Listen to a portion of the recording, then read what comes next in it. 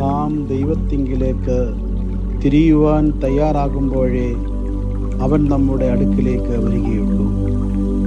മകൻ മനസ്സിൽ പറയുവാൻ കരുതിയിരുന്നത് അപ്പൻ അവനെ ചുംബിക്കുന്നതിനിടയിൽ അവൻ പറയുവാൻ തുടങ്ങി, നിന്റെ കൂലിക്കാരിൽ ഒരുവനെ പോലെ എന്നെ ആക്കണമേ എന്ന് പറയുവാൻ അവൻ ആഗ്രഹിച്ചിരുന്നുവെങ്കിലും അപ്പൻ അതിന് അവസരം കൊടുത്തില്ല.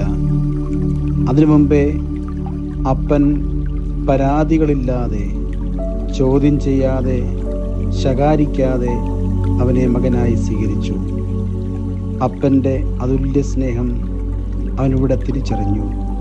അവകാശങ്ങൾ ചോദിച്ചു വാങ്ങിയവൻ ഇവിടെ പറയുന്നു, നിന്റെ ഇഷ്ടം പോലെ എന്നെ ആക്കണമേ. സമ്പൂർണമായ സമർപ്പണം അതുതന്നെയാണ് ദൈവം നമ്മിൽ നിന്ന് ആഗ്രഹിക്കുന്നത്. നമുക്ക് പ്രാർത്ഥിക്കാം. കാരുണ്യവാനായ കർത്താവേ, നിന്നിൽ നിന്ന് അകന്നുപോയ ഞങ്ങൾ നിന്നിലേക്ക് അടുത്തു വന്ന് നിന്റെ ഹിതപ്രകാരം ജീവിക്കുവാൻ ഞങ്ങളെ സഹായിക്കണമേ. ആമീൻ.